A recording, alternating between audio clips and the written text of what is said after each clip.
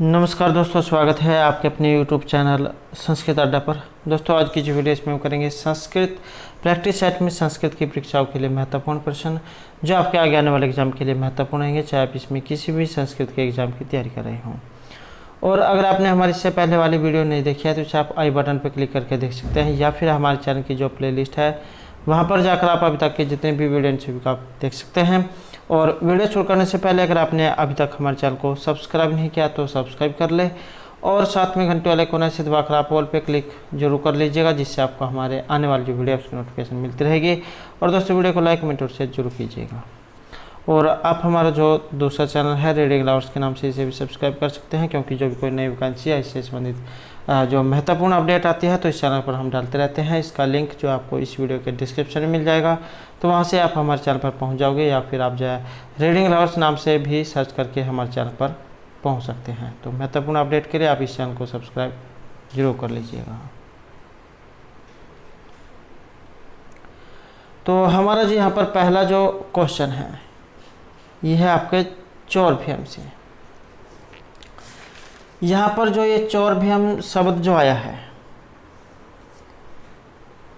ये जो आपका चौरभियम शब्द है इसमें समास कौन सा है? चौरभियम, चौराद, भयम, यह है आपका लौकिक विग्रह है।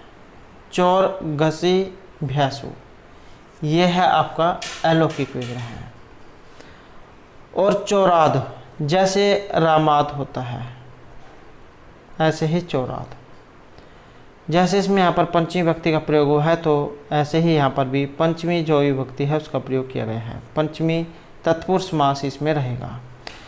और ये जो यहाँ पर तत्पुरुष समास जो आया है, ये तत्पुरुष समास क्या होता है? तत्पुरुष समास जो होता है इसमें प्रथम पद द्वितीय पद के विशेषण के रूप में प्रयुक्त होता है। और तत्पुरुष समास के मुख्य रूप से दो भेद किए गए हैं, समानाधिकरण और व्यधिकरण। समानाधिकरण क्या होता है? जिसमें दोनों पदों की विभक्ति समान हो, उसे कहा जाता है समानाधिकरण तत्पुरुष समास। जैसे कृष्ण है, सर्प है, तो इसमें क्या है, दोनों विभक्तियां सेम हैं। और व्यधिकरण तत्पुरुष समास, जिस तत्पुरुष समास में प्रथम पद या पूर्व पद तथा द्वितीय पद या उत्तर पद दोनों भिन्न भिन्न विभक्ति में हों, तो दोनों में अलग अलग विभक्ति होंगी। जैसे गौ सुखम, गोभ्य सुखम, तो ये होगा आपका व्यधिकरण तत्पुरुष समास। और ये जो व्यधिकरण तत्पुरुष समास है, इसके आगे अगर हम वेदों की बात करें तो 6 वेद इसके माने गए हैं। द्वितीय तत्पुरुष समास, तृतीय तत्पुरुष समास, चतुर्थी तत्पुरुष समास, पंचमी, षष्ठी और सप्तमी तत्पुरुष समास, तो ये इसके भेद हैं तत्पुरुष के। और चौराद्भ्यम, तो इसमें जो यहाँ पर ये आपका पंचमी जो तत्पुरुष समास है यहाँ पर इसमें रहेगा। और इसके अलावा तत्पुरुष समास के कुछ उदाहरण हैं जो एग्जाम में पूछ ले जाते हैं। जैसे कृष्णाश्रित है, कृष्णम श्रित है, कृष्णम श्रितसु। स्वर्गगत है, स्वर्गम गत है, स्वर्ग अम गत्सु। दुख अतीत है, दुखम अतीत है, दुख अम अतीतसु। ऐसे ही कष्ट आपन्न है, कष्टम आपन्न है, कष्ट अम आपन्सु। और संकुलाखंड है, संकुलखंड है, संकुलाटाखंडसु। ऐसे धान्य अर्थ है, धान्यन अर्थ है, धान्यटा अर्थसु। हरितराते हैं, हरिना तराते हैं, हरिटा तरात्सु। नख भिन्न है, नखई भिन्न है, नख भिस भिन्सु। और यूप दारु है, यूपाय दारु, यूप गे दारुसु। द्विजार्थम है, द्विजाय इदम। और द्विज गे अर्थसु। भूत बलि, भूताय बलि, भूत गे बलिसु। और ऐसे ही आपका जो आपका स्तोकान मुक्त हैं, स्तोकाद मुक्त हैं, स्तोगसी मुक्तसु। दुरात आगते हैं, दुरात आगते हैं, दूरगसी आगतसु। राजपुरुष हैं, राज्ञा पुरुष हैं, राजनगस पुरुषो। और पूर्व काय है पूर्वम कायस्य पूर्वसु कायगस। और अक्षोंड है अक्षेसु सोंड है अक्षुप शोणसु। तो ये जो कुछ उदाहरण थे तत्पुरुष समास के, और भी बहुत से उदाहरण हैं। और अगर आप इन सभी उदाहरणों को देखना चाहते हैं तो इनके ऊपर भी हमारे द्वारा पहले जो एक वीडियो बनाई गई है, जिसमें ये समास के जितने भी है आपके 6 तत्पुरुष समास, या जैसे आपका विभव तत्पुरुष, तो ये जितने भी 5 तत्पुरुष समास हैं 5-6, तो वैसे जो यहाँ पर संस्कृत में 5 जो समास बताए गए हैं। तो इसके अलावा जो ये तत्पुरुष ये जो कर्मधारी और द्विगु हैं, इनके भी उदाहरण मिलाकर अगर हम देखें तो 7 जो हो जाते हैं। तो इन सभी के जो उदाहरण है ये हमारे द्वारा पहले कराए गए हैं, और इसे आप हमारे चैनल की प्लेलिस्ट में जाकर देख सकते हैं। तो जितने भी उदाहरण हैं सभी वहाँ पर कराए गए हैं, और एग्ज़ाम में जो उन्हीं में से ही पूछे जाते हैं। तो आप जो पुराने वाली जो वीडियो है उनको जरूर देख लीजिएगा। तो नेक्स्ट जो हमारे यहाँ पर क्वेश्चन है तथेति, इसका जो यहाँ पर संधि विच्छेद है इनमें कौन सा होगा। और संधि विच्छेद की अगर हम यहाँ पर बात करें तो इसमें रहेगा ऑप्शन सी है तथा प्लस इति। ये जो आ और ई जो है इसको गुण हो जाता है, आद गुण है सूत्र है जिससे गुण हो जाता है। आद गुण है सूत्र है जो ये गुण करता है आपका, अदेंग गुण है जिससे गुण संज्ञा होती है। तो ये आद गुण है सूत्र आपने याद रखना है। और आद गुण है क्या होता है कि अवर्ण से अच परे होने पर पूर्व और पर दोनों के स्थान में एक गुण आदेश हो।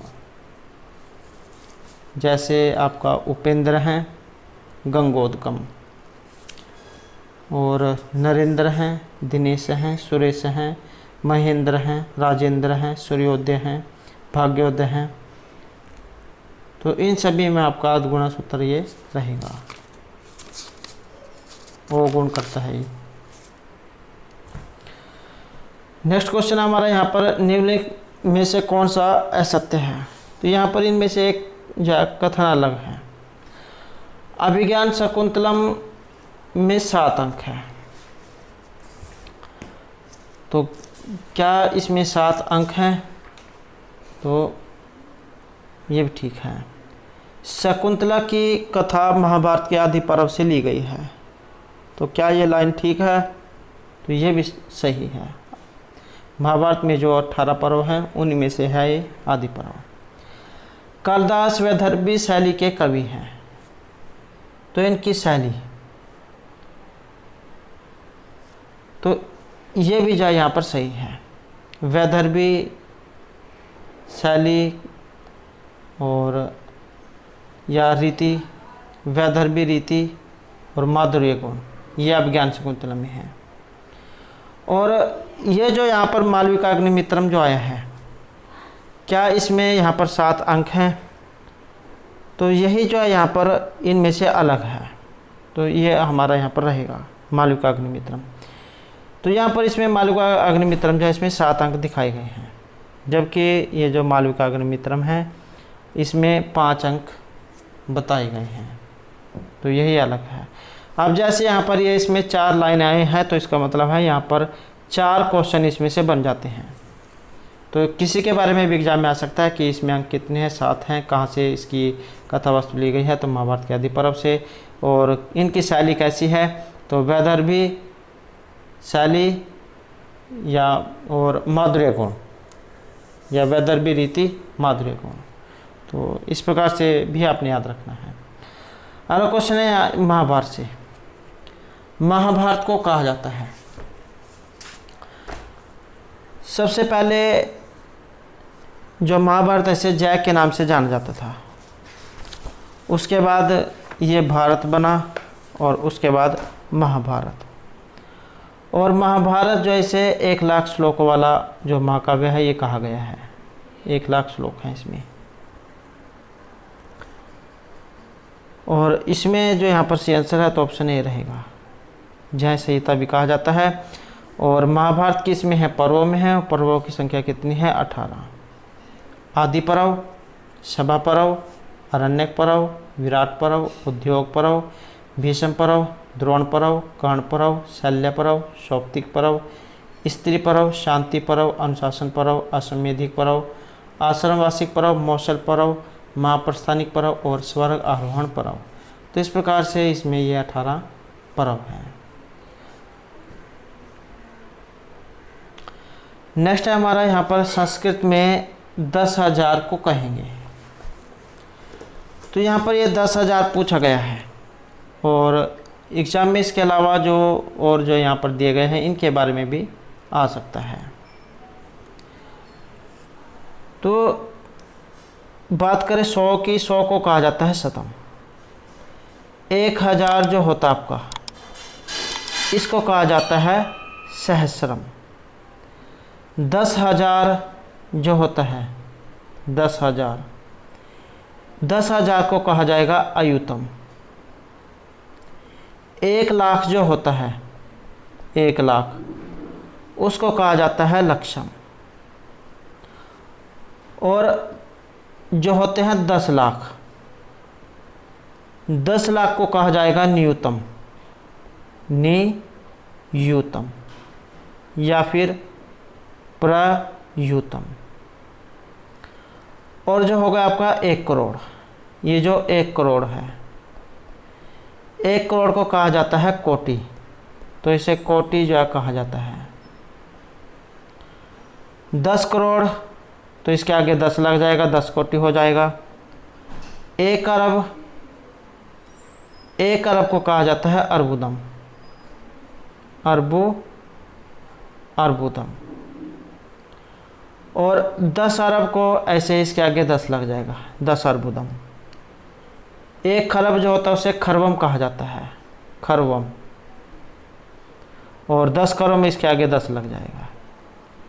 ऐसे ही नील है, नील को एक जो नील है उसे कहा जाएगा नीलम।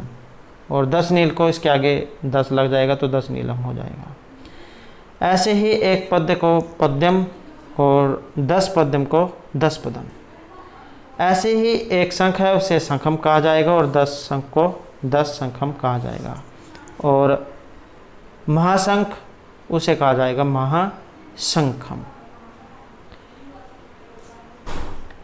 तो इस प्रकार से जो आपने इनको याद रखना है।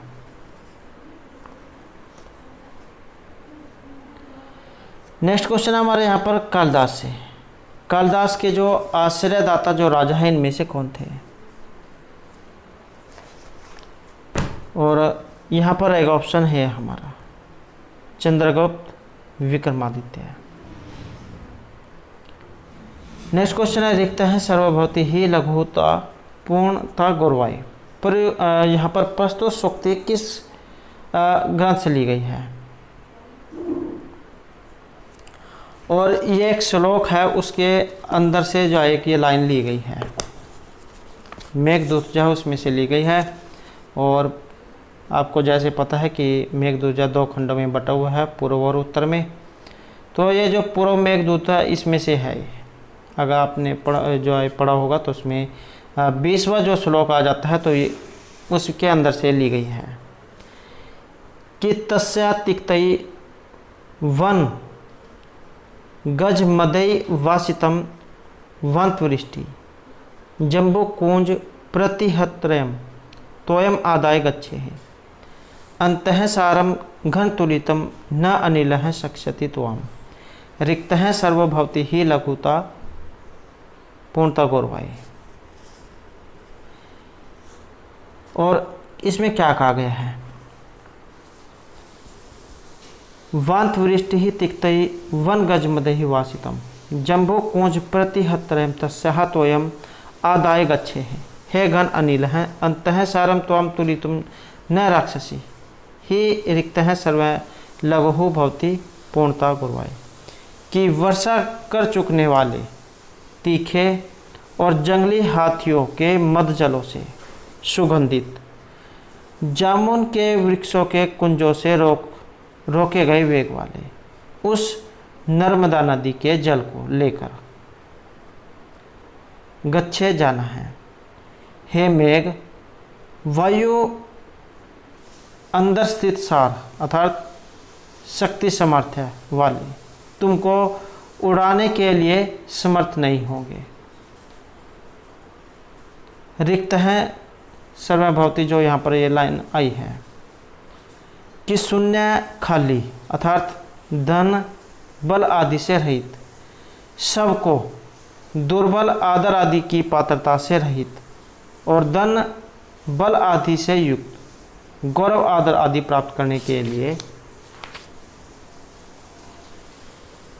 इसमें आप इस तरीके से समझ सकते हैं कि जो हल्का होता है वही लघुता लिए हुए होता है और जो भारी होता है वही पूर्णता अर्थात गौरवता से युक्त होता है।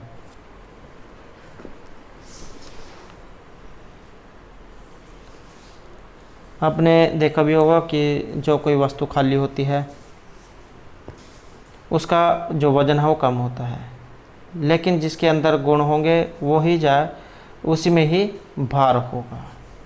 तो इसी प्रकार से जो यहाँ पर ये जो पंक्ति है ये अमीर गरीब जो है उनके लिए भी दिखाई गई है कि जिसके पास धन दौलत नहीं है उसको कोई तिरस्कार नहीं करता और जिसके पास होती है उसी का आदर सत्कार होता है। ये जो मल्लीनाथ जो है इन्होंने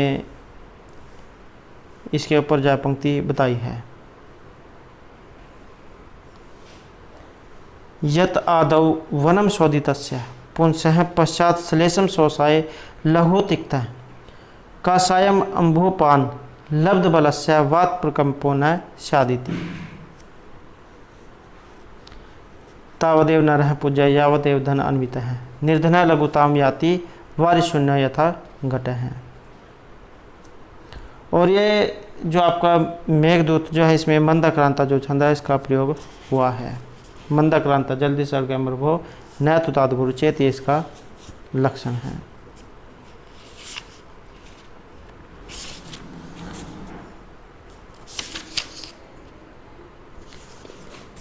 नेक्स्ट हमारा यहाँ पर जो क्वेश्चन है इसमें रहेगा ऑप्शन बी है मेघदूत, और मेघदूत के अंदर भी जो आपका पूर्व मेघदूत है उसमें से ली गई है। नेक्स्ट है उत्तरामचरितम के तृतीय अंक में कुल कितने श्लोक हैं। उत्तरामचरित महर्षि जो भभूति उनके द्वारा रचित है और कौन रस का कवि इनको माना गया है। एक और रस कौन निमित्त वेदात, आपने पंक्ति ये पढ़ी होगी। और यहाँ पर ये तीसरा अंक पूछा गया है। अंक इसमें 7 माने गए हैं। 7 अंक कौन कौन से हैं। प्रथम अंक का नाम चित्तदर्शन है, द्वितीय अंक का नाम पंचवटी प्रवेश है, तृतीय अंक का नाम छायांक है, चतुर्थ अंक का नाम कौशल्यजनक योग है, पंचम अंक का नाम कुमार विक्रम है, षष्ठम अंक का नाम कुमार प्रत्यभिज्ञान है और जो सप्तम अंक है उसका नाम है गर्भांक। और जैसे यहाँ पर 7 अंक है इसी तरीके से इसमें श्लोक भी हैं। श्लोकों की संख्या अलग अलग है सभी में। तो जैसे आपका चित्तदर्शन है पहला अंक, इसमें श्लोकों की संख्या मानी गई है 51। द्वितीय जो अंक है पंचवटी प्रवेश, इसमें है 30। और जो आपका तीसरा जो छायांक है इसमें जो कुल श्लोक ये माने गए हैं 48। और जो चतुर्थ अंक है कौशल्यजनक योग, इसमें श्लोकों की संख्या मानी गई है 29। पंचम जो अंक है कुमार विक्रम, इसमें श्लोकों की संख्या है 35। षष्ठम जो अंक है कुमार प्रत्यभिज्ञान, इसमें श्लोकों की संख्या है 42। और जो 7वां अंक है गर्भांक, इसमें श्लोकों की संख्या मानी गई है 21। तो इस प्रकार से इसमें ये 7 अंक है और इनके ये श्लोक हैं। नेक्स्ट क्वेश्चन है हमारा बृहत कथा। तो बृहत कथा जो है इसके लेखक इनमें से कौन है। अब पंडित अंबिका दत्त व्यास, प्रसेनजीत, अगस्त्य मुनि या गुणाढ्य। और ये जो गुणाढ्य जो है इनकी है बृहत कथा।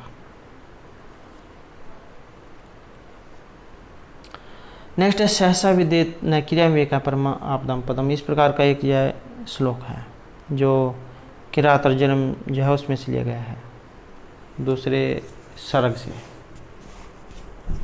और ये एग्ज़ाम में सूक्ति आती है कि हमें कोई भी कार्य जल्दीबाजी में नहीं करना चाहिए। पहले उसके बारे में सोच विचार कर लेना चाहिए, उसके बाद जो है उस काम को शुरू करना चाहिए। इसी प्रकार से काम करने के बारे में है, इसी प्रकार से किसी के साथ बातचीत करने में है। तो सहसा विद्युत ने क्रिया में कहा है परमाप्तम पदम, इस प्रकार की सूक्ति है जो महर्षि भारवी के द्वारा रचित किरातर्जुनीम से ली गई है कि हमें जो है कोई भी काम जल्दबाजी में नहीं करना चाहिए। अगर किसी काम को आप जल्दबाजी में करोगे तो उसको आपको हानि उठानी पड़ सकती है। नेक्स्ट है हमारा यहाँ पर एक सही इनमें से नहीं है। मृच्छकटिकम, तो ये महर्षि शूद्रक के द्वारा रचित है और मृच्छकटिक जो यहाँ पर शूद्रक की है इसमें अंकों की संख्या 10 है। वेणी संहार यह है भट्टनारायण के द्वारा रचित और इसमें अंकों की संख्या 6 मानी गई है। मुद्रा राक्षस यह विशाखादत्त के द्वारा रचित है और मुद्रा राक्षस में जो अंकों की संख्या ये 7 मानी गई है। और ये जो राजतरंगिणी है ये कल्हण की है, कल्हण की है राजतरंगिणी और क्षेमेंद्र की है तो कल्हण की है राजतरंगिणी।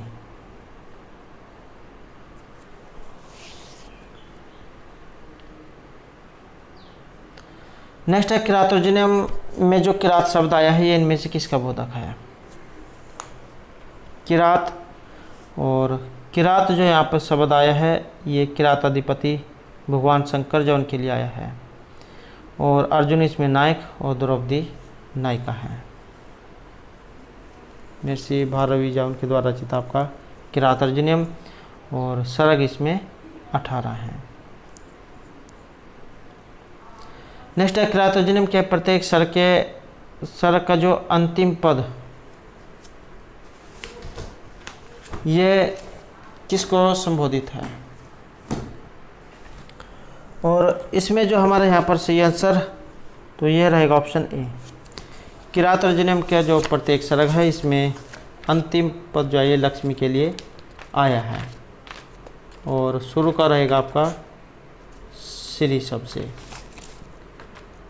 और ये जो महर्षि भारवी जो है इनके बारे में और भी बहुत से क्वेश्चन एग्जाम में आते हैं।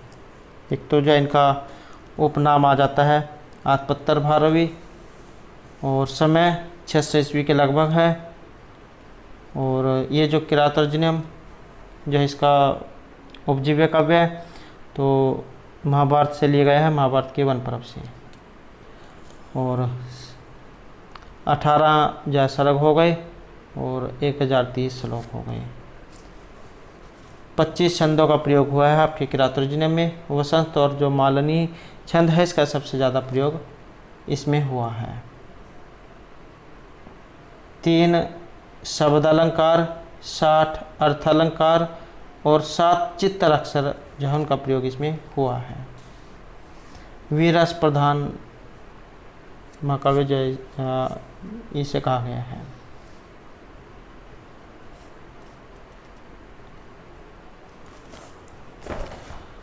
नेक्स्ट क्वेश्चन हमारा कविशु कालिदास श्रेष्ठ में प्रयुक्त जो यहाँ पर विभक्ति है ये कौन सी है? और इसमें जो यहाँ पर विभक्ति तो इसमें रहेगा ऑप्शन हमारा सी। सप्तमी विभक्ति जो है इसमें रहेगी। और सूत्र यत् च निर्धारणम ये एक सूत्र है जिसके योग में ये विभक्ति लगती है। षष्ठी विभक्ति भी इसमें लग सकती है और सप्तमी विभक्ति भी। तो चाहे तो एग्जाम में षष्ठी विभक्ति आ जाए या फिर सप्तमी विभक्ति आ जाए, दोनों इसमें लग जाती है। सूत्र है यत् च निर्धारणम कि जब किसी वस्तु को अपने समुदाय से किसी विशेषता के द्वारा कोई विशेषता दिखलाई जाती है तब समुदायवाचक शब्द में षष्ठी या फिर सप्तमी विभक्ति होती है, जिसका उदाहरण यहाँ पर बताया गया है। तो कवि नाम कविशु व कालिदास हैं श्रेष्ठ हैं। तो यहाँ पर कविशु दिया गया है इसलिए यहाँ पर सप्तमी है। अगर यहाँ पर कवि नाम भी हो जाता तब इसमें षष्ठी विभक्ति हो जाती है। तो कवि नाम कवि सो कालिदास श्रेष्ठ है, इसमें षष्ठी भी हो सकती है, सप्तमी भी, और सूत्र आपका यह च निर्धारणम। नेक्स्ट है यहाँ पर शकुंतला के साथ दुष्यंत के राज दरबार तक इनमें से कौन गई थी। जब शकुंतला की विदाई होती है, जैसे शादी जो होती है लड़की की, तो उसमें जब उसके साथ उसका भाई जाता है, तो इसी तरीके से आप समझ सकते हैं। तो उनके दरबार तक उसे छोड़ने गई थी, तो ये कौन थी, और इनका जो नाम है ये था गौतमी। और गौतमी कौन है, ये आश्रम की बड़ी तापसी है, जो शकुंतला को राजा दुष्यंत जो है उनके घर तक छोड़ने गई थी। नेक्स्ट है सहयुक्त प्रधाने, यहाँ पर ये सूत्र है, और इसके योग में जो यहाँ पर कारक, किस कारक का प्रयोग होता है, एक ये सूत्र है सहयुक्त अप्रधानम, सह साकम सार्धम समम। अगर ये आपको दिखाई दे तो इनके योग में तृतीय जो विभक्ति है उसका प्रयोग किया जाता है, तृतीय विभक्ति कणकारक। शिष्य हैं गुरु नाम से विद्यालयम गस्ती, तो सह साकम सार्धम समम, इन सभी में तृतीय विभक्ति का प्रयोग होता है। नेक्स्ट है सूर्य अस्तम गते गोपः गृहम गच्छन्। यहाँ पर ये जो सूर्य जो आया है इसमें किस विभक्ति का प्रयोग हुआ है, और इस सूर्य जो है यहाँ पर इसमें रहेगा आपका सप्तमी विभक्ति, ये है सप्तमी विभक्ति। तो सप्तमी विभक्ति का प्रयोग हुआ है, सूर्य अस्तम गते गोपः गृहम अगच्छन्।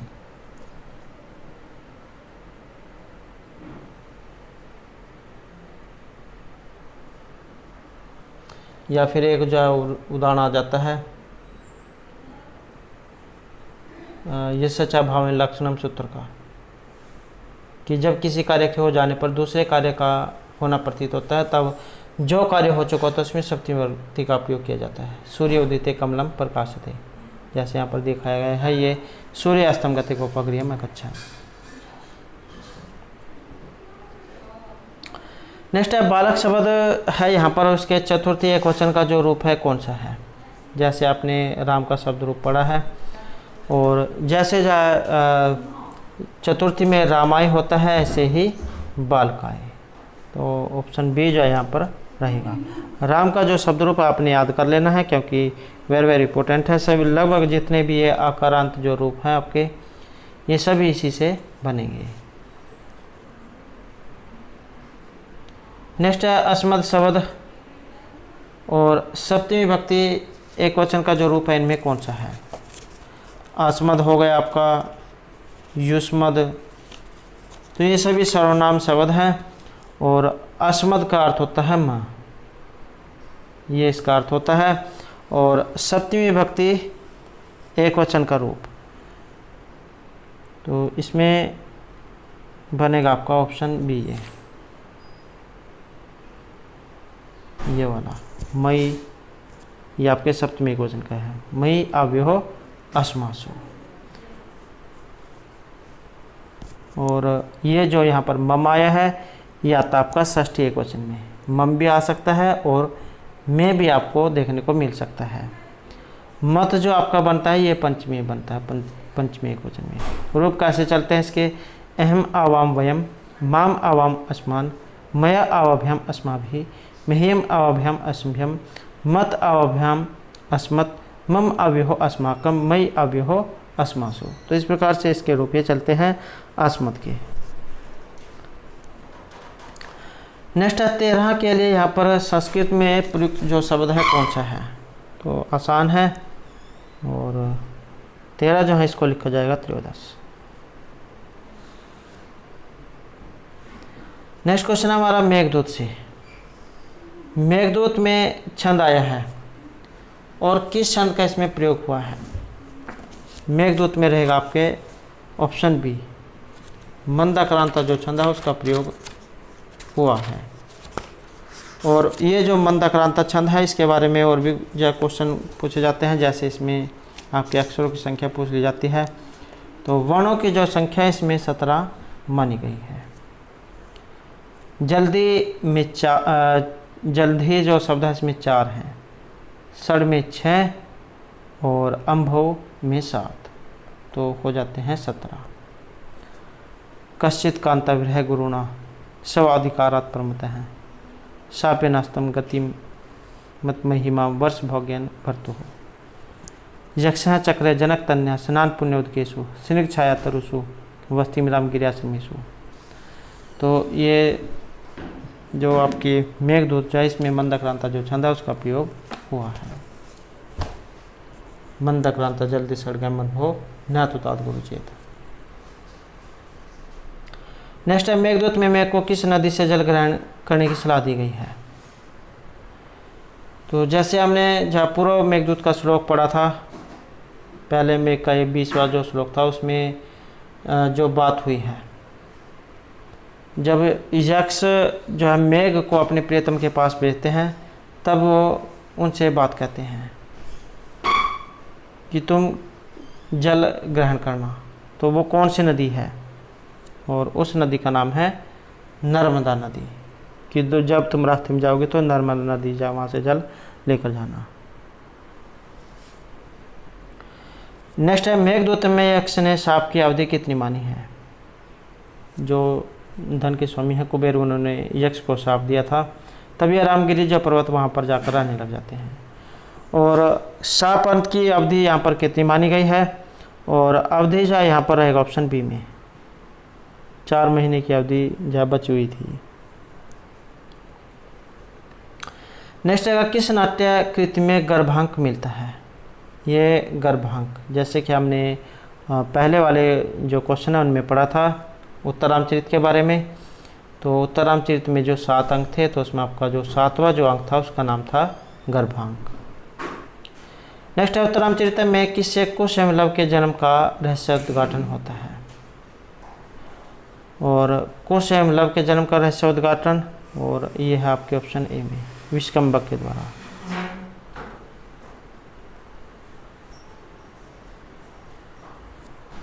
इसमें विद्याधरी और विद्याधर तो उनके आपस में संवाद होता है मिश्र विष्कंभक, जिसके द्वारा एक कुश और लव जा उनके जन्म के बारे में पता चलता है।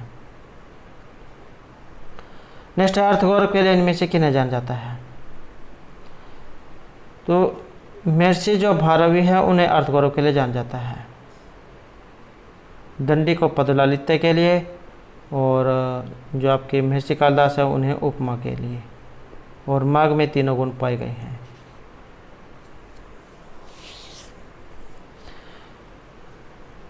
नेक्स्ट है बाण ने कादम्बरी में किस रीति का प्रयोग किया है। महर्षि बाण भट्ट उनके द्वारा रचित आपकी कादम्बरी, और ये जो कादम्बरी है इसमें किस रीति का प्रयोग हुआ है। और इसमें जो हमारा सी आंसर है ये रहेगा ऑप्शन सी, पंचाली जो रीति है इसका प्रयोग किया गया है। और कथा है गुणाढ्य की वृत्त कथा, इसका आधार ग्रंथ है श्रृंगारस है। इसमें चंद्रापेड़ और पुंडरीक जो उनके 3 जन्म की कथा इसमें दिखाई गई है। कादम्बरी और कादम्बरी रसज्ञा नाम आहुरा पिना रोचते, ये भी पंक्ति इनके बारे में कही जाती है कि जिसका रस कादम्बरी का रसपान जिसने कर लिया उसे भोजन भी अच्छा नहीं लगता है। नेक्स्ट है रुचि स्वर्ण वर्ण, तो यहाँ पर एक ये कथन है और किस कवि की रचना के लिए कहा गया है, और इसका जो संबंध है ये ऑप्शन सी में रहेगा महर्षि बाण भट्ट से। नेक्स्ट क्वेश्चन हमारा विलासवती ये इनमें से किन की पत्नी थी। तो विलासवती जो है ये थी महाराज तारापीठ की, तो यहाँ पर ऑप्शन बी जो हमारा रहेगा। और एग्ज़ाम में जो यहाँ पर और जो है इनके बारे में भी पूछा जाता है कि इनमें से कौन सी जो है किन की थी। तो ये जो जैसे यहाँ पर ये तारापीड़ आए हैं और चंद्रपीड़ जो है ये नायक हैं और कादम्बरी है इनकी नायिका। ये जो DT BLSP का एग्ज़ाम था तो उसमें जो है एक क्वेश्चन पूछा गया था इन्हीं में से ही। जैसे यहाँ पर ये तारापीड़ है इसकी विलासवती है, ऐसे ही जो चंद्रपीड़ है इनकी कादम्बरी है और पुंडरीक की है महाश्वेता। नेक्स्ट यहाँ पर क्वेश्चन आ गया है चंद्रपीड़, तो इनका विवाह किससे हुआ था? और चंद्रपीड़ जो इनका रहेगा ऑप्शन सी में। तो चंद्रपीड़ जो है इनकी थी कादम्बरी और पुंडरीक की है महाश्वेता।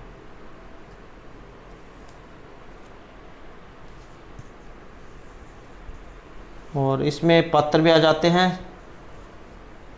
तो सुकनास, जाबाली, कपिंजल, पत्तरलेखा, विलासवती, चंडाल कन्या, इंद्रायुध, ये सब इसमें पत्र हैं।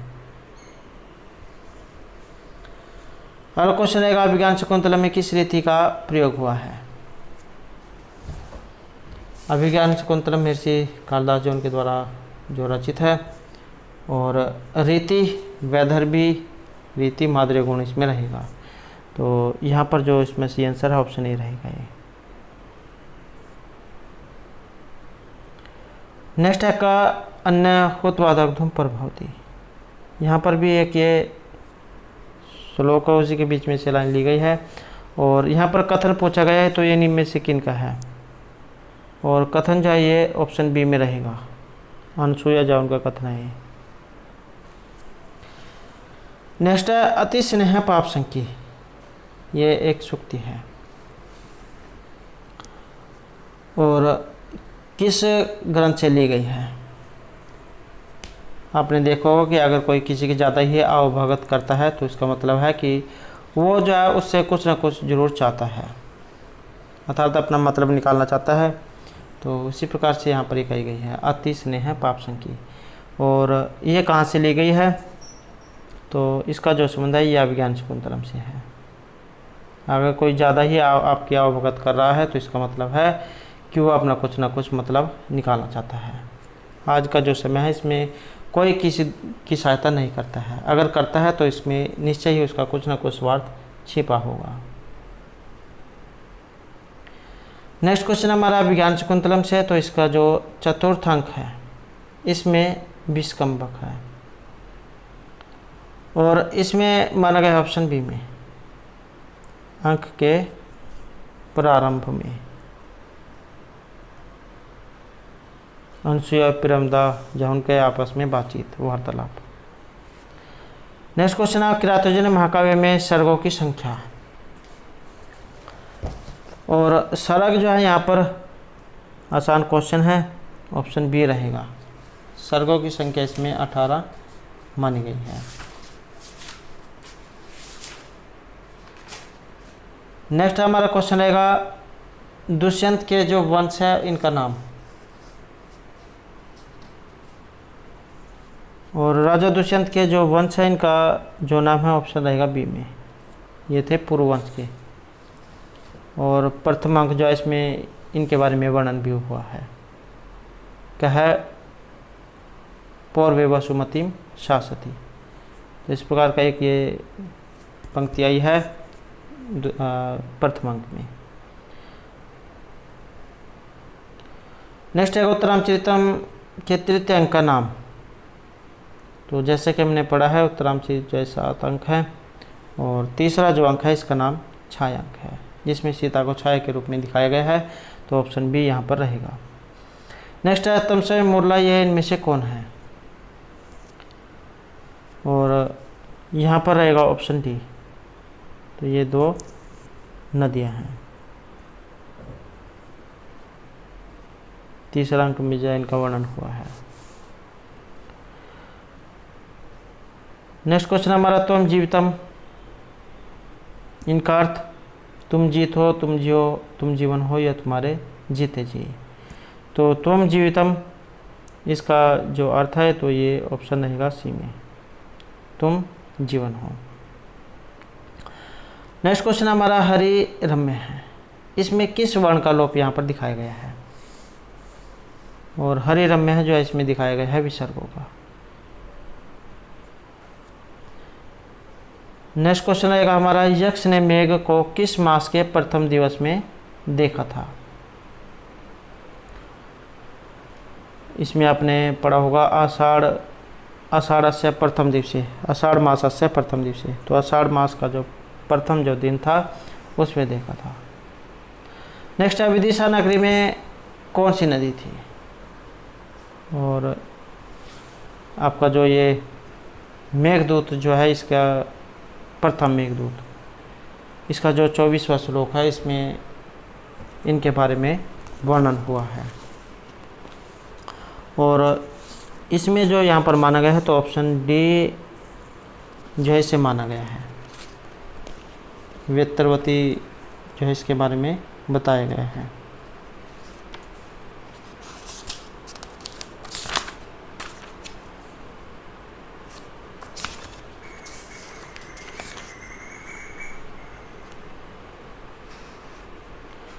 नेक्स्ट क्वेश्चन हमारा यहाँ पर कृतांत से, ये शब्द है कृतांत और इसका अर्थ आपने बताना है। जिसका अंत कर दिया हो, जिसने अंत कर दिया, कृतार्थ या दया हो, तो कृत अंत है, इसका अर्थ लिया गया है ऑप्शन बी में, जिसने अंत कर दिया हो। नेक्स्ट है नागेंद्र है, और अगर एग्जाम में संधि आ जाए नाग प्लस इंद्र है, नागेंद्र है, गुण हो जाता है इसमें। और यहाँ पर इसका अर्थ रहेगा ऑप्शन सी में, श्रेष्ठ हाथी से इसका अर्थ लिया गया है। नेक्स्ट क्वेश्चन हमारा, विज्ञान शाकुंतलम में कण्व ऋषि को अन्य नाम से भी जाना जाता है, तो इनका जो दूसरा नाम है ये क्या है? तो महर्षि कण्व जो है इन्हें कश्यप ऋषि के नाम से भी जाना जाता है, कश्यप का पुत्र, ऑप्शन डी, कश्यप ऋषि जो है कहा जाता है। नेक्स्ट है, वनेचर किस वन में युधिष्ठिर के पास आए थे? किरातोर्जुन जब वहाँ से संबंधित है ये। और वनेचर किस वन में युधिष्ठिर के पास आए थे? तो ये था द्वैत वन। सवर्ण लिंगी विदित समायु युधिष्ठिरम द्वैत वने वनेचर है। नेक्स्ट क्वेश्चन हमारा, करुणाम अधिप है से जो तात्पर्य है इनमें से किससे है? और इस शब्द का जो यहाँ पर प्रयोग हुआ है तो ये ऑप्शन सी में है, दुर्योधन के लिए। नेक्स्ट क्वेश्चन हमारा, महिभुजे में कौन सी व्यक्ति का प्रयोग हुआ है? और महिभुजे जो शब्द है इसमें रहेगा आपका चतुर्थी, तो ऑप्शन बी, चतुर्थी एक वचन। तो दोस्तों थे हमारे आज की यहाँ पर संस्कृत की परीक्षाओं के लिए कुछ महत्वपूर्ण क्वेश्चन जो आपके आगे आने वाले एग्जाम के लिए महत्वपूर्ण रहेंगे। और अगर आपने अभी तक हमारे चैनल को सब्सक्राइब नहीं किया तो सब्सक्राइब कर ले, और हमारे साथ अंत बनाने के लिए धन्यवाद।